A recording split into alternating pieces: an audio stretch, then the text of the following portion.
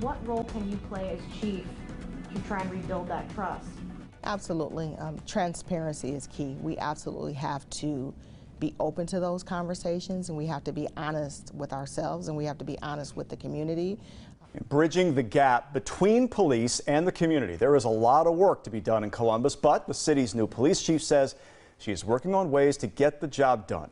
Thanks for joining us for NBC4 at 6. I'm Jared Smalley. And I'm Jennifer Bullock. Colleen and Carrie have the night off. Chief Elaine Bryant sat down for her first one-on-one TV interview with our Jamie Ostroff. And how did she say that she plans to rebuild trust in Columbus? Well, during my conversation with the chief, I did notice a common thread: engagement. She's engaging in conversations with the department and throughout the community to help her come up with ideas to move the division of police forward.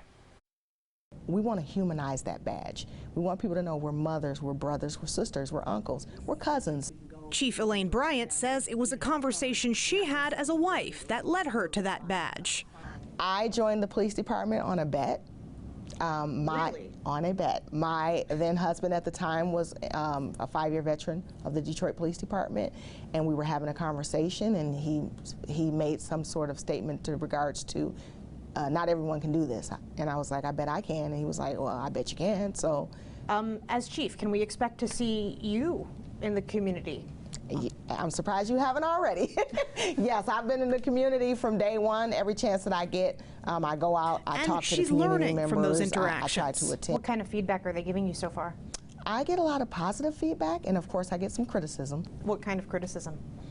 Some criticisms that I've heard is the police don't necessarily talk to us proper. You know, that's an issue, that's a concern. Or they don't come around here. We don't see the police.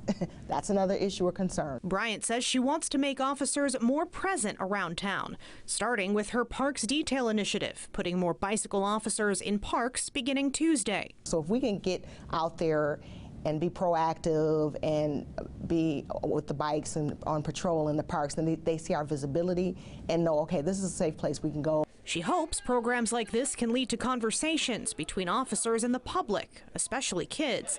Not only could this help prevent crime, Bryant says, it could help with recruitment. When we run across them, hey, what are you doing?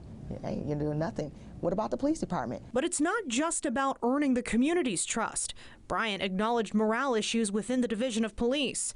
She's considering setting up an officer advisory panel to address that. I think it's extremely important to keep that line of communication open between the officers, the chief, the executive team, and making sure that we're all on the same page and that they're able to share their ideas.